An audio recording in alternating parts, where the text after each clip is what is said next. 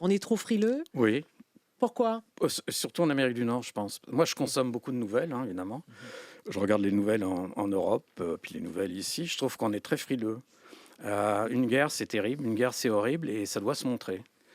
Et c'est vrai que parfois, une image vaut mille mots. Surtout qu'avec les médias sociaux, je pense à la bande de Oui, Gaza, par exemple. oh, oui, tout à Il y a un fait. paquet de journalistes qui publient directement dans Oui, les oui, médias sociaux et on sans a filtre, accès ouais. exact à une Maintenant, information qui n'est pas fournie par oui. les autres médias. Surtout que les journalistes n'ont pas le droit d'être dans la bande de Mhm. Gaza. Ça rajoute des couches, bien Oui, ça, sûr, de complexité. Là. on en reparlera, Oui. mais c'est sûr qu'à un moment donné, je pense qu'il faut montrer les choses et il faut nommer les choses. Et je trouve qu'on est de plus en plus frileux. Et puis je le vois, moi, avec le conflit à Gaza. Hein.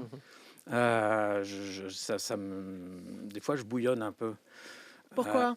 Parce que justement, je trouve qu'on met beaucoup de points d'interrogation, beaucoup de guillemets. Il y a des mots qui choquent.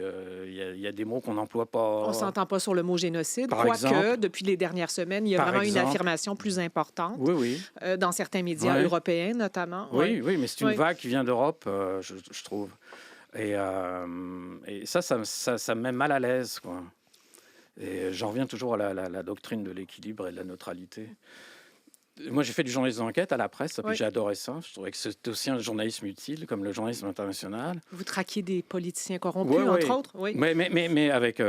Mais c'est sûr que là, on était obligé, il fallait, c'était nécessaire.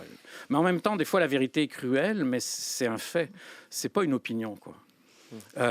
Nommer les choses, nommer qu'une guerre est horrible, mettre une étiquette sur ce qui vient de se passer, nommer le responsable, c'est pas une opinion, c'est un fait.